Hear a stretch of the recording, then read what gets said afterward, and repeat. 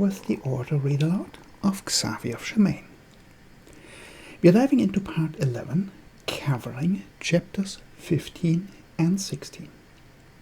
If you're new here and want to stay updated on my writing journey, consider joining my newsletter, the Boreas Brief, at the link in the description.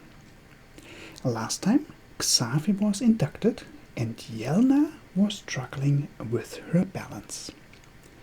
Here is part 11. Chapter 15.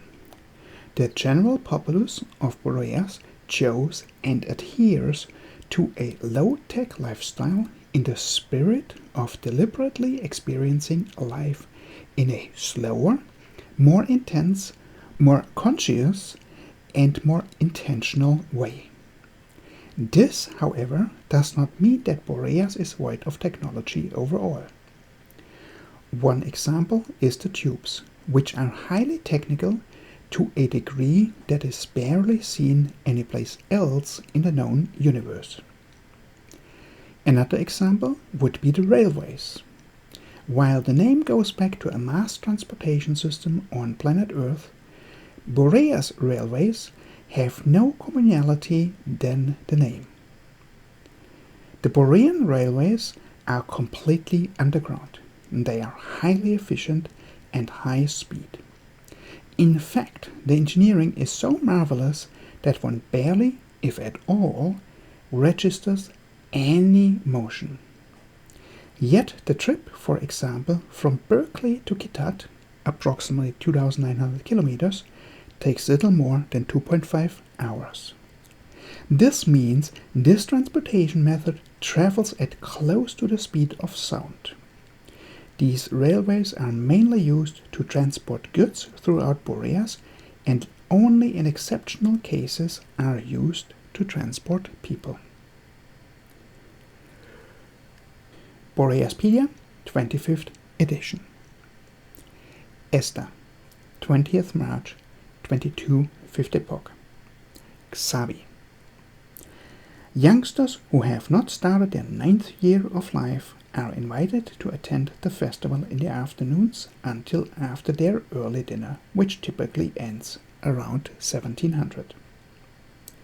From their 9th year until they start their 12th year, youngsters may attend the festivals until after regular dinner around 1900.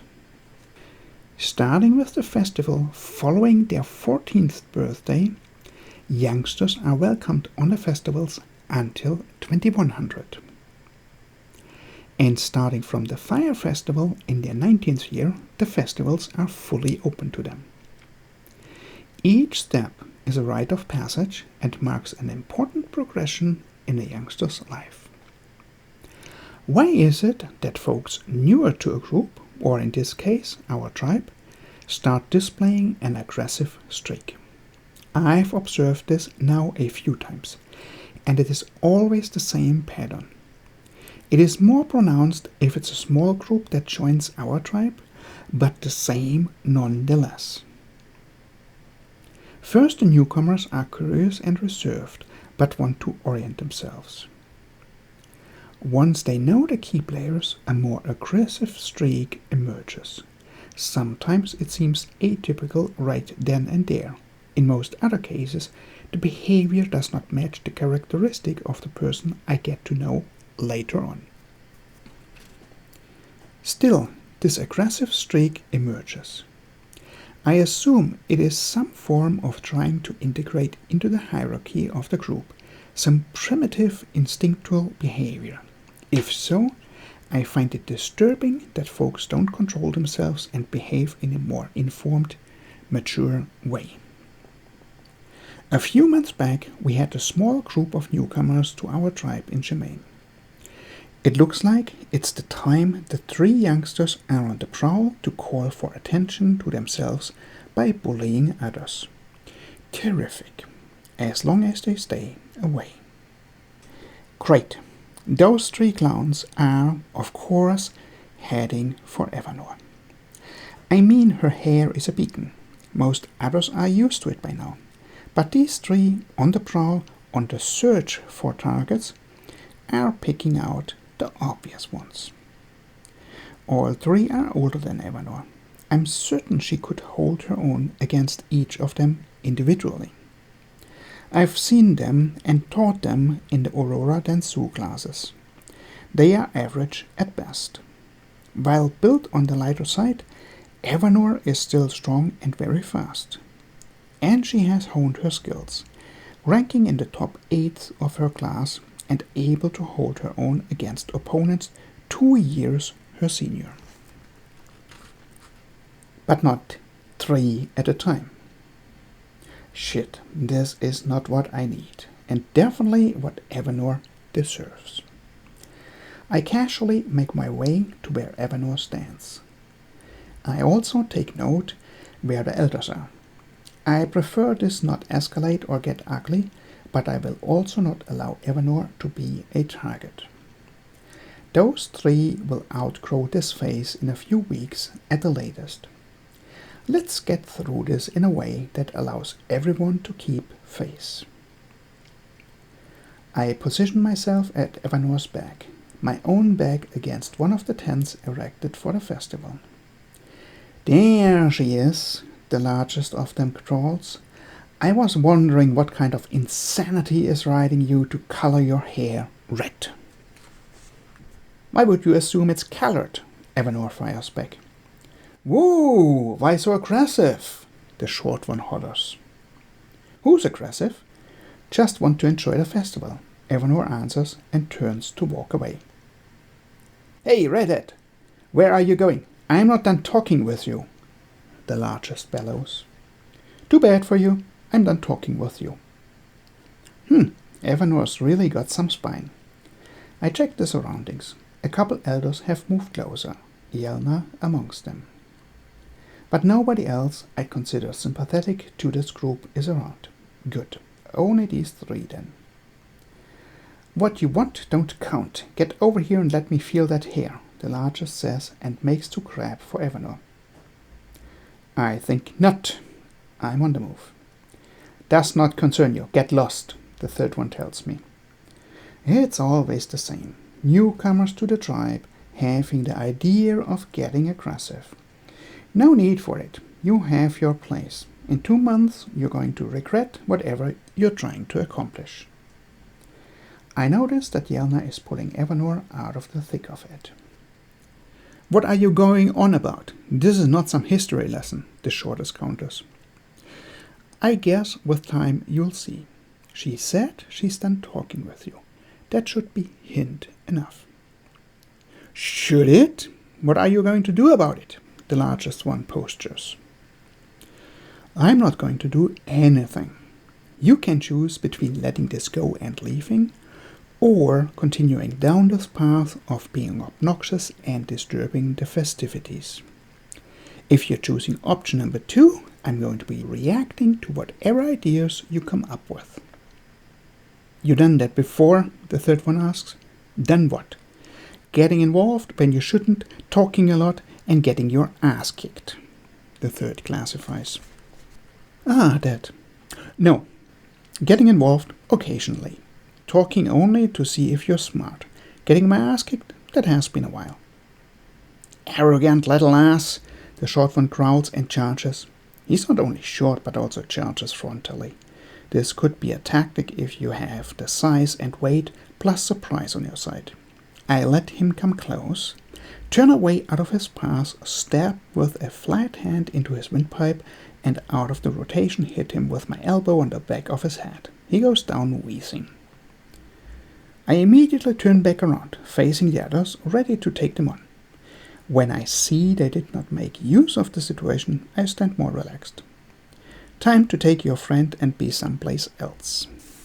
I don't think so, the large one sees. I think so.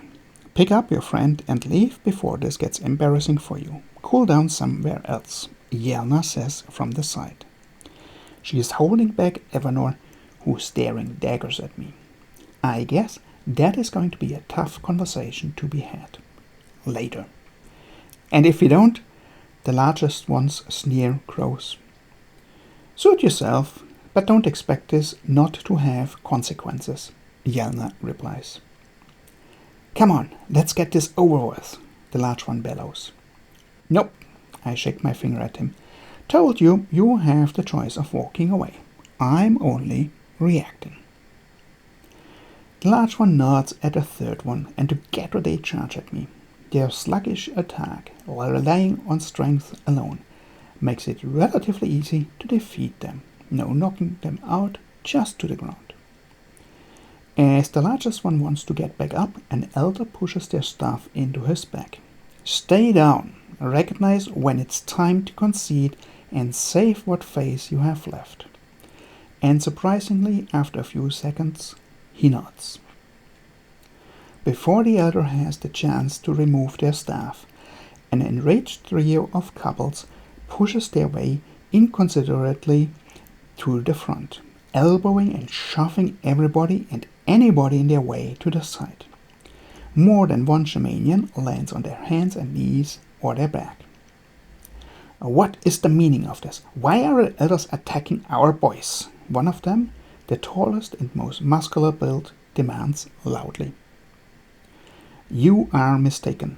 Your boys have been educated about what happens when three try to bully one younger than any of them here in Shamain. The elder addresses them, removing his staff. You remember the conversation we had a couple of weeks back about the phase you're entering as newcomers? Your youngsters are there, and obviously you are too. The last is said with a nod to the direction they came from. After a pause, the elder continues. Consider the one chance of clemency you were given for faith and used. All 9 of you. You ought to know better. You ought to do better. Now leave and consider. They get up and, very much muted, help each other to leave. Nobody helps them, but also nobody stands in their way. The elder nods, Evanor, Xavie, and leaves. Evanor turns on me and hisses under her breath, I would have had it. Each one individually, I have absolutely no doubt. Together, how they behaved, probably as well. But I have seen them trained them, and they are better than what they showed here. Based on that, you would not have had a chance against 2 or 3 of them. That is the only reason I interfered once it got physical. You know I let you fight your own battles, but I won't allow 3 older guys to bully you around, and you know that as well. Now go, enjoy the festival. Still teething and muttering, albeit to herself, Evanor leaves and rejoins the festival. The rest of the group that gathered also disperses. I retreat to my spot at the tent, wanting to give myself some space and time to let it go. Not yet feeling ready to join the festivities, Yellna asks, casually positioning herself beside me. She is a couple years younger than my mom. No youngsters of her own, as far as I know. Usually, more experienced folks are approached to move into the roles of elders. She is the only one I know of to have been sent to elder college before the age of maturity. She also appears to hold some special role within the elders, although I'm not certain about this, nor can I make the first guess about what that could be. She's attractive, lean, taller than most females, only about half a head shorter than me.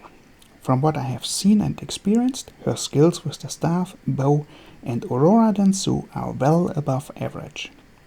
Her karambit work is about average. Her pale blue eyes, though, are something different. You don't see those often, if ever, with us Easterners. Same as Evanor's green eyes or her red hair. Or my own eyes. Yellna's hair is black with a bluish sheen to it, not the brownish sheen or dark brown hair commonly seen. And she has a way of holding herself that instantly conveys confidence without arrogance, trustworthy without prying, attentive without being intrusive. If I'm honest with myself, I like her a lot, even though she is much older than me. She's intriguing. I can't put my finger on it, but there is something that has me paying more attention. and she is studying me. I've noticed it more than once, or perhaps I wish she did. I don't know. What? Why are you looking at me like that? She quietly asked, pulling me out of my thoughts. I was just considering that you're interesting and attractive. I trail off.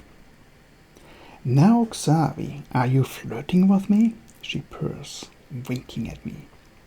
No, well, yes, I guess. I don't know.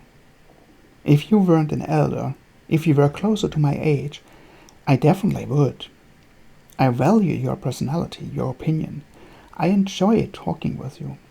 I don't think a festival or casual time together would mix in there well. I don't know. Her grinning at me like a lunatic makes me pause. What? Xavie, are you, of all people, rambling and fumbling for words? She cocks her head, blinking her eyes and looking at me through her lashes. Are you making fun of me? I pout. Not at all. It is an observation. I have never seen you not composed. You just faced down 3 bullies and there was not a shred of wavering or questioning of composure and control. Then, right now, you're everything but. It's cute. And while I found you interesting for a long time, now you have me seriously intrigued. She raises on her tiptoes, pecks me a chaste kiss on the cheek, turns and walks away, swaying her hips more than usual, more than casual. And the glance she throws back at me over her shoulder has me reacting in ways I'm not certain is opportune. Not sure what to make of this. Why does this relationship stuff need to be so confusing? Why this playing of words and meanings, this hinting? Gah, one could go crazy. Did I flirt with her? Sounded like it. Did I intend to? No. Did I like it? Oddly enough, yes. Why is it odd? Because she's an elder? I don't know. Because she's older? Should not matter. I guess I prefer the quieter and more mature way anyhow. Gah, if this is not where insanity lies. I need a quiet moment to mull this over and figure out what it is about Yellna that makes me behave like an idiot. Not now. Definitely not now. Now is the festival. After the main parts of the festival, I make sure Evanor makes it home safe. The 3 bullies and their families have all retreated to their houses, so no danger from there. I guess we will see in the next few days where this goes. I make my way back to the festival grounds, meandering through the thinning crowds. Many start to leave in 2s, 3s, 4s, heading for any suitable spot. What I find interesting is how folks select partners. Some look for a partner for a specific experience, some for a specific location, while others look for a certain type of partner, and a few look for a specific partner they had their mind on for some time before the festival. There you are, I was looking for you. A guttural purr from a barely clothed female wearing a mask. Everything is clearly on display but her face. I can only see dark brown eyes, not pale blue. She has a lean and trim figure with long toned legs, clearly fit and trained. She wears a sheer gossamer dress in a burnt orange hue that accentuates and highlights her light brown skin. A neck collar holds 2 runs of fabric that run down to a belt about her waist. From the belt down to the floor are 4 panels, with the edges in line with her thighs, back and front. In her confidence, she is a remarkable sight, standing in front of me, feet shoulder-width apart. She is clearly confident in her body and aware of what she is doing. Oh yes, she is acutely aware how she is putting herself on display, doing it proudly and owning it. Is that so? You're sure you were looking for me? Do I know who you are? I ask her, letting my gaze roam over her body, taking her in. I'm certain if I wanted you to know who I am, would I wear a mask? she asks, walking closer to me one slow step at a time. Who knows? Perhaps you're wearing a mask, so not everybody knows who's milling about putting that remarkable body on display?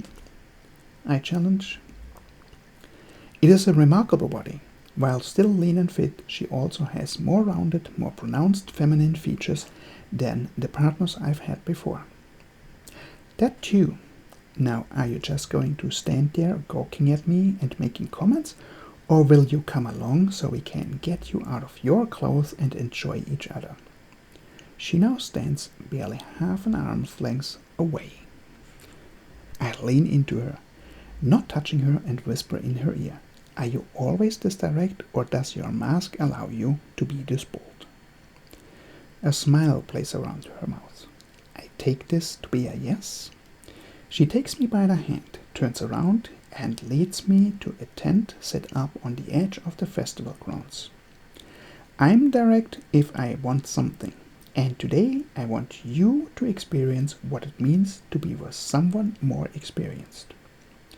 I want you to appreciate the slowness at times and the uncurbed lust at others. I want to open your eyes, and I want to be the one you do this with. You have me more than curious, so it is a yes from me. But why?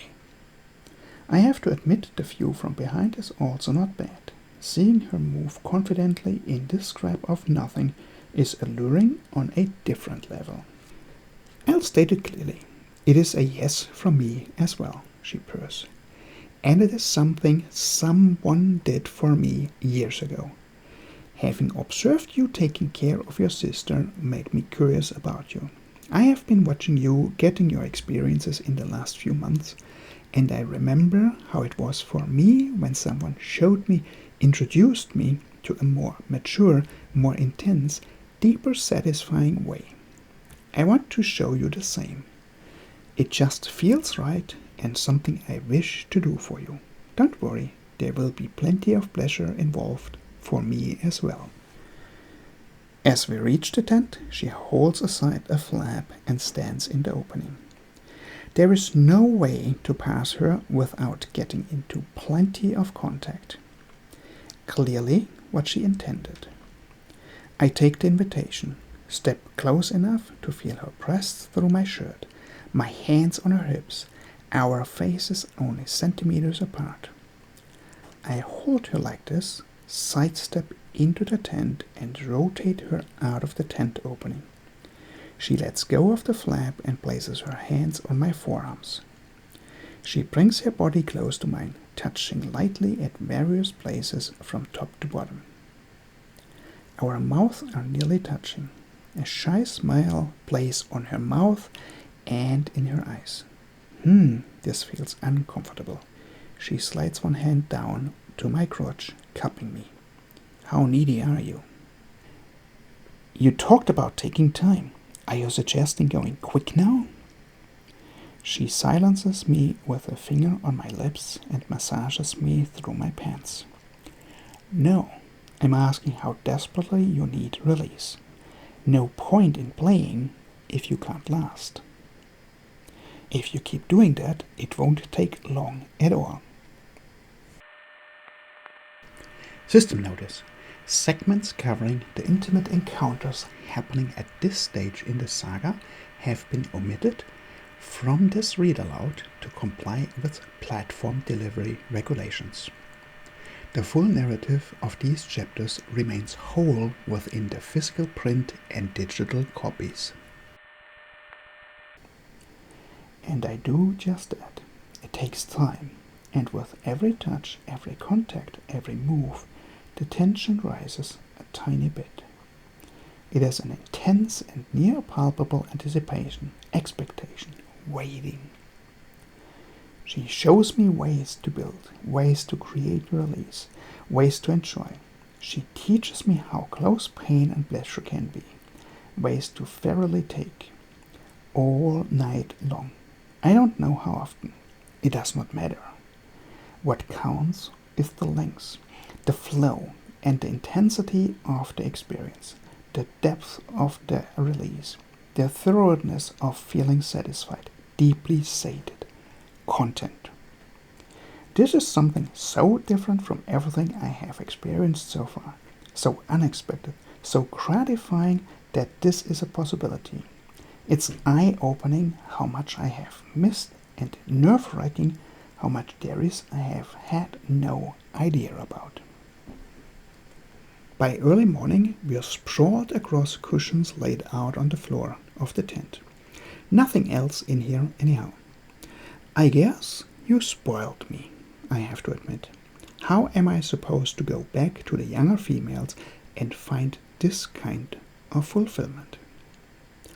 I never promised you satisfying encounters in the future. She pecks me a kiss on the cheek and starts to get up.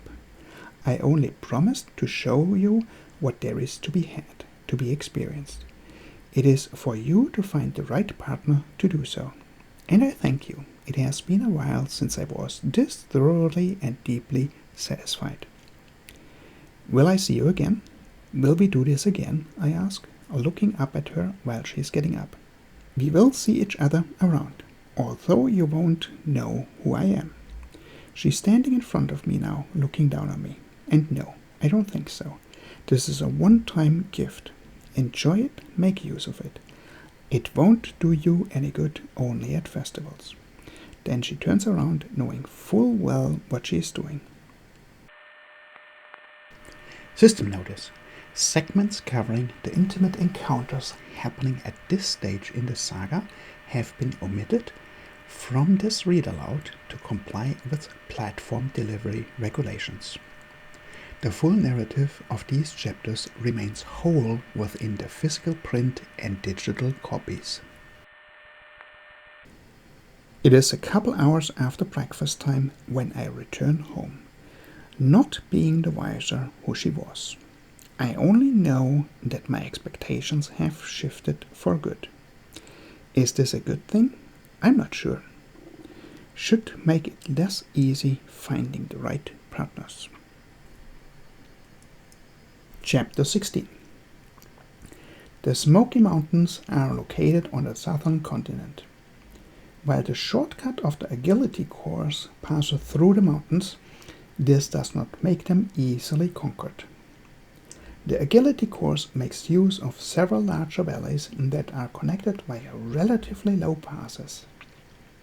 This is the only easy passage in the Smoky Mountains. To get to the Smoky Mountains, one must cross the Sea of Grass from Timberlea going south, or pass through the swampy forests north of Green Trail. Both options are treacherous in their own way. Do not be fooled by the appearance of the Smoky Mountains. From afar, the Smoky Mountains appear like some hills in the otherwise relatively flat landscape. Once one gets closer, the hills become much higher and the softness makes room for mountains ripped out of the bowels of Mother Boreas. If one ventures deeper into the mountains, one will recognize where the name comes from. Within the valleys and between the ridges, clouds and fog hang for most of the time. These mountains have very pronounced seasons. Springs are rainy and wet, summers are dry and hot.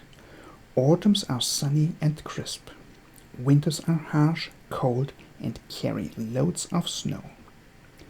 Do not venture lightly into these mountains. They will ask for their toll. The unprepared might pay with their lives for their arrogance. Respect the mountains, and they will reward with the experience of a lifetime. Unless, of course, you are superstitious. Then avoid these mountains like the plague. Ref Stories of the Ghost in the Smoky Mountains, Boreaspedia, 24th edition. Fire Festival, 18th May 2250 Pog. Yellna. I've been antsy, I've been impatient, I've been restless, I've been moody. I've felt like this for some time now, and I know why. I need release, enjoyment, some ground-shaking, knee-wobbling, teeth-rattling, mind-numbing orgasms. That is my plan for the Fire Festival. Now the question is, do I go masked, do I enjoy the darkroom, or do I go as myself? Do I seek out past partners? someone new, or just see what happens. I have no plan there. For a brief moment, I consider Xavie. Nah. On a whim, I decide to go as myself and see what happens. There's always the option of joining the darkroom and indulging. That is a plan I can go with. This year, it's not my turn to look after the inductees. I don't think I'd like to do this every year. Really, has it already been a year since I guided my inductees through the class and accompanied them on their journey, on their rite of passage? Time really does fly. It is obvious who the inductees are. I never noticed it this consciously in the past, but I do now. And I can see that some of last year's inductees take pity on them and make it easy, take care of them. It seems some found a partner as well. And then there's Xavie.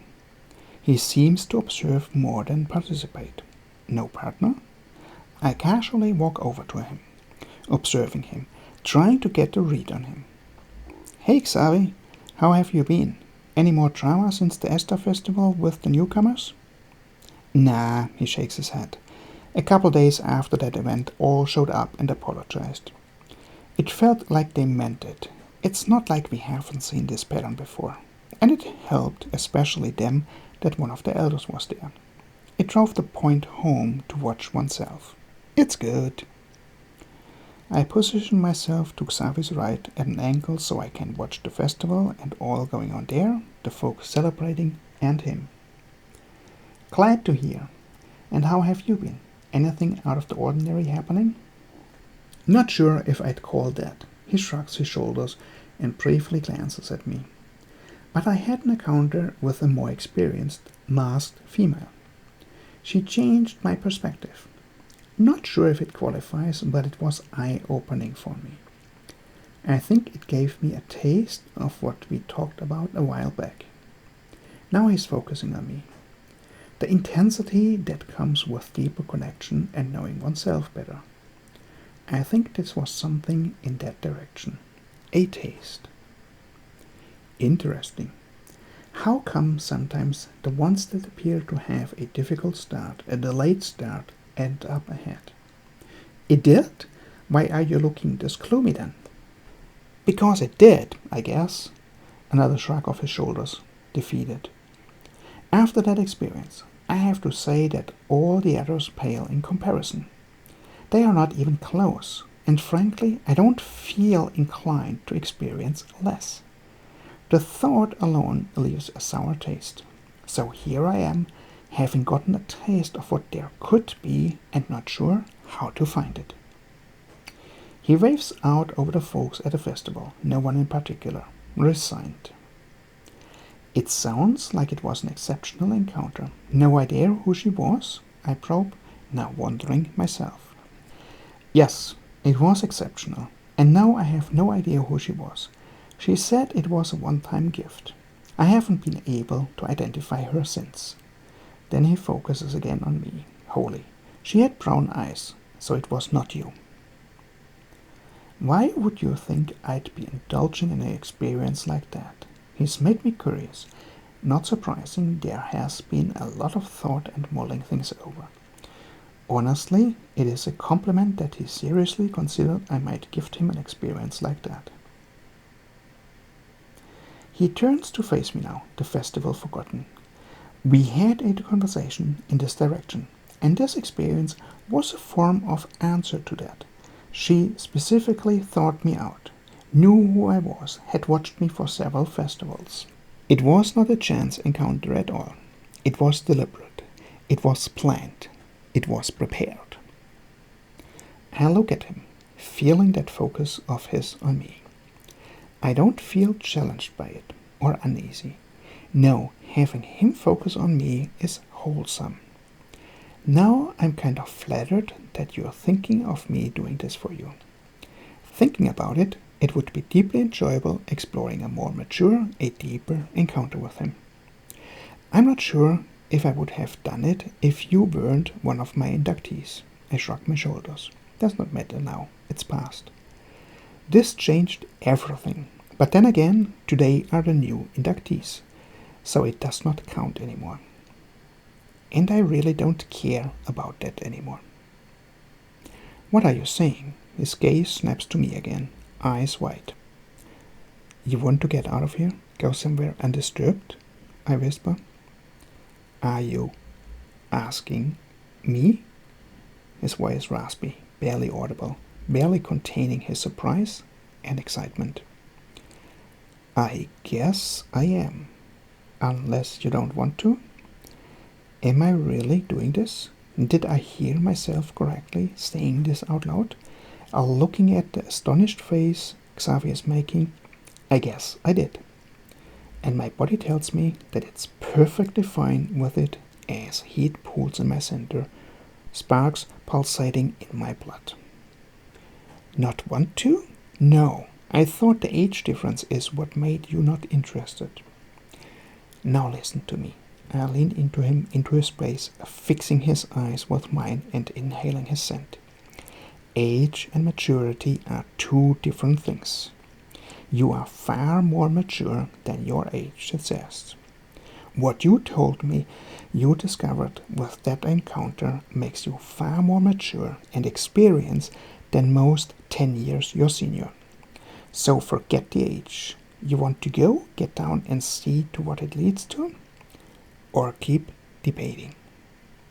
He stares, his gaze jumping from one eye to the other. His eyes are wide, sincere, with a barely restrained fire. I watch the indigo of his eyes turn a shade darker, the silver rings around his irises becoming more pronounced.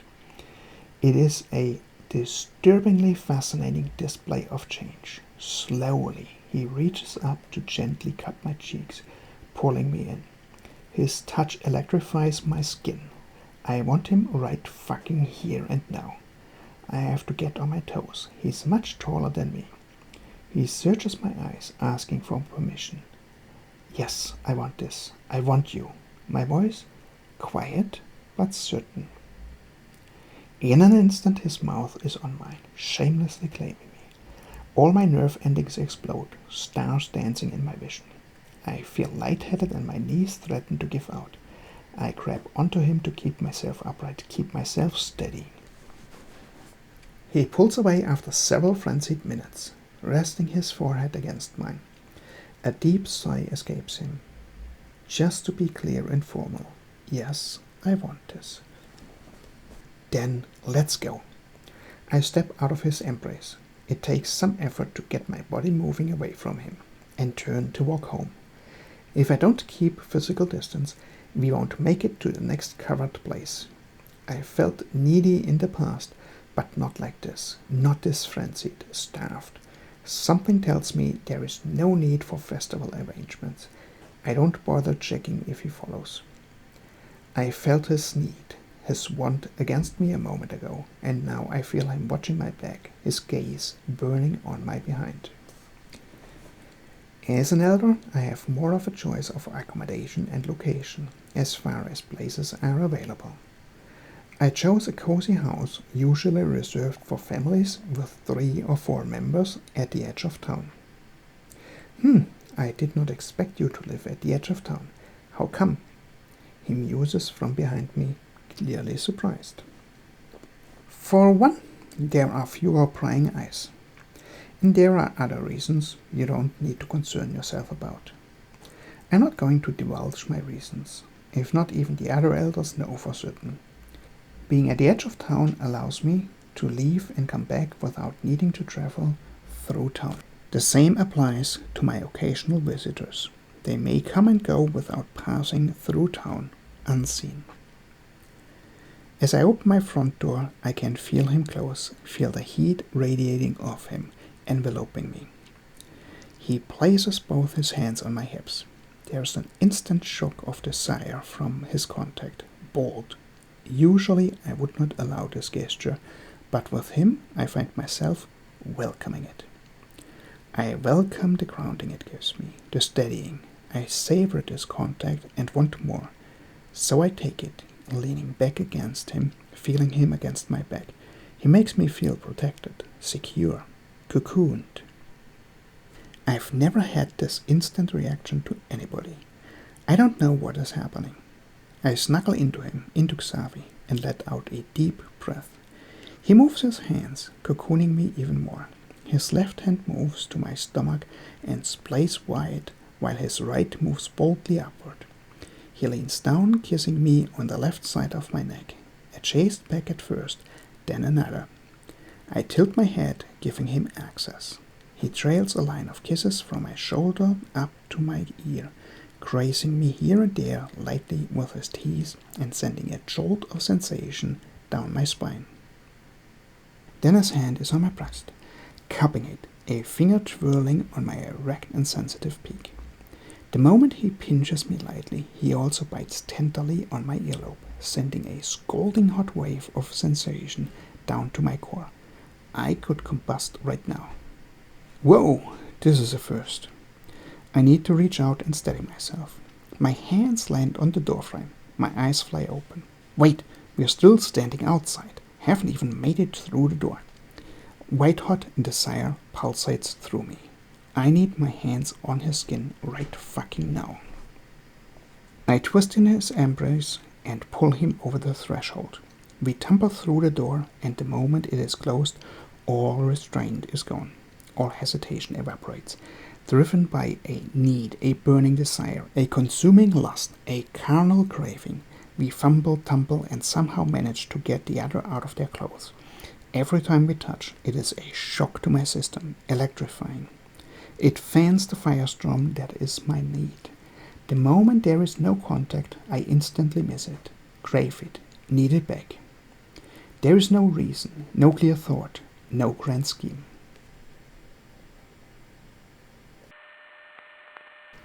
System notice.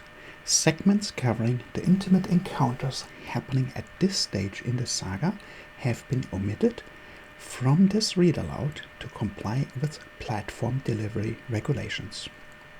The full narrative of these chapters remains whole within the physical print and digital copies. The next morning we are exhausted, both sore and soaked in sweat. Half my house looks like a whirlwind came through. We are sated, deeply sated, for now. I can't recall the last time I felt this content, dissatisfied, this at peace, this wrung out. It has been a while. I have no idea how many orgasms either of us had. It is one of those occasions folks dream about when the details don't matter, become irrelevant.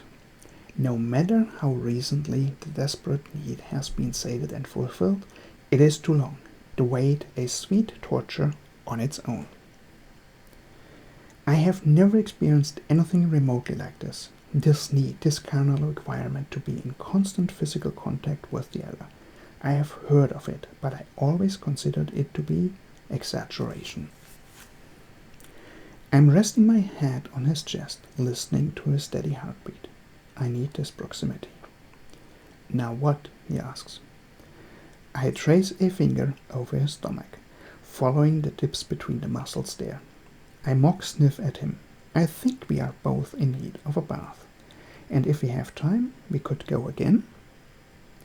Not what I meant. He gently strokes my back from my neck as far down as he can reach. I need to get home, checking on Everno. Also, Yellna is due home this morning. I'm asking about this, about us.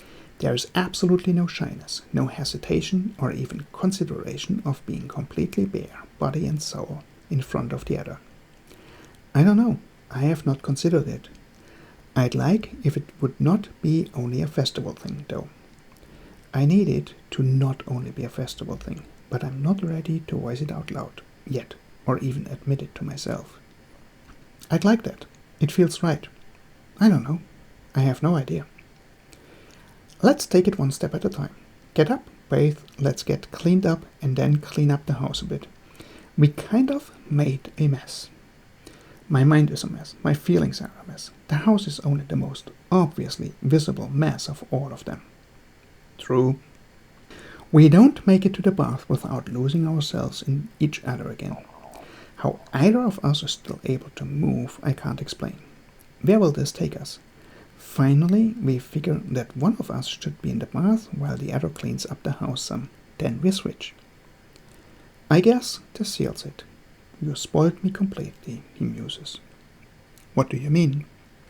How could I ever be content, be satisfied with someone younger, less experienced, less sure of what they like and want? That goes both ways. With the pang of jealousy I feel at his comment, I know I'm heading into dangerous territory.